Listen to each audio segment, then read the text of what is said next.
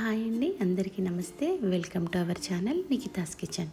మనం ఈరోజు మష్రూమ్ కాజు మసాలా కర్రీ ఎలా తయారు చేసేయాలో చూసేద్దాం.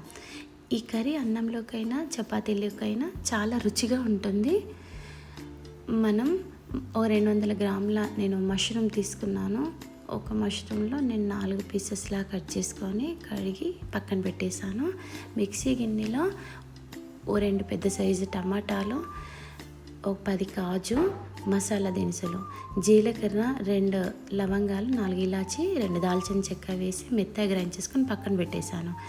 అలాగే బాండీలో 2 టేబుల్ స్పూన్ల ఆయిల్ వరకు పోసుకొని ఇలా కట్ చేసుకొని పక్కన పెట్టేసుకున్న మష్రూము వేసి ఇలా స్మెల్ రాకుండా ఉంటుంది. ఇలా వేయించుకోండి, టేస్టీగా కూడా ఉంటుంది. ఇది వేగేలోపే మనము 2 పెద్ద సైజు ఆనియన్స్ కూడా కట్ చేసుకోండి. అదే ఆయిల్లో మనం 2 ఆనియన్స్ వేసి ఇలా కొంచెం బ్రౌన్ కలర్ వచ్చేలాగా వేయించండి. వేయించాక 2 నేను అల్లం వెల్లుల్లి పేస్ట్ 1 స్పూన్ అల్లం వెల్లుల్లి పేస్ట్ తీసుకున్నానండి. ఇలా అల్లం వెల్లుల్లి పేస్ట్ కూడా కొంచెం కలర్ అంటే పచ్చివాసన పోయేదాకా వేయించి అందులో సరిపడ పసుపు వేసి బాగా కలపండి. కలిపాక మనం గ్రైండ్ చేసుకున్న పేస్ట్ ఉంది కదా, ఆ పేస్ట్ యాడ్ చేయండి. యాడ్ చేశాక మనం కాజు వేసాం కాబట్టి కింద అడుగంటుతుందండి. అడుగు పట్టకుండా కలుపుతూ ఉండండి. ఒక 5 to 10 minutes తర్వాత మూత పెట్టేయండి. మూత పెట్టాక మనకి మసాలా అడుగంటకుండా చూడండి. అప్పుడు క్యాప్ తీసి మనము ఇలా చూడండి, ఇలా అడుగంటిస్తుంది, జాగ్రత్తగా కలుపుతూ ఉండండి. ఆ తర్వాత నేను సరిపోయేటంత కారం అంటే ఒక పెద్ద స్పూన్ తీసుకున్నాను. ఆ స్పూను సరిపోయేటంత ఉప్పు, కొంచెం అంటే 1 టేబుల్ స్పూన్ ధనియాల పొడి వేసి బాగా కలపండి. ఇందులో ఇంకేం మసాలా అవసరం లేదని మనం ముందే మిక్సీలో మసాలా పట్టేసుకున్నాం కదా.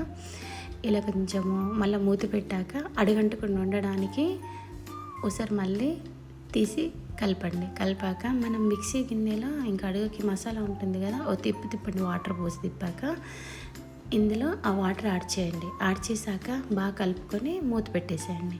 మూత పెట్టేశాక మనకి ఒక 5 to 10 minutes ఉడికిపోతుంది. మసాలా అంతా అలా దగ్గరికి వచ్చేస్తుంది అనమాట, వాటర్ది కూడా.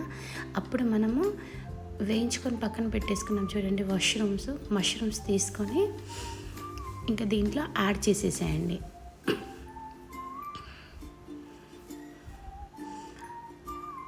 యాడ్ చేస్తూ మనకు ఆ మసాలా అంటే పైకి వచ్చేస్తుంది అన్నమాట, మనకి చిల్లుతుంది. అది బాగా ఇట్లా బుడబుడలాడుతుంది కదా, జాగ్రత్తగా ఉండండి టైంలో. అప్పుడు వేసి మళ్ళీ మూత పెట్టేసి ఒక 2 to 3 minutes సరిపోతుంది. ఇంకా మనకి ఎంతో రుచికరమైన మష్రూమ్ కాజు మసాలా కర్రీ రెడీ అండి. ఇది చపాతీతో కానీ రైస్తో కానీ చాలా టేస్టీగా ఉంటుందండి. మీరు ఇలా తప్పకుండా ఒకసారి ట్రై చేయండి. థ్యాంక్స్ ఫర్ వాచింగ్ అండి. ప్లీజ్ లైక్, షేర్, సబ్స్క్రైబ్స్ మరెన్నో వీడియోస్ కోసం మన ఛానల్ని చూస్తూ ఉండండి. థ్యాంక్స్ ఫర్ వాచింగ్ అండి.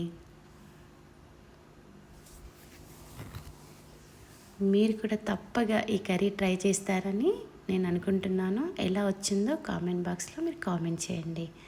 థ్యాంక్ యూ అండి.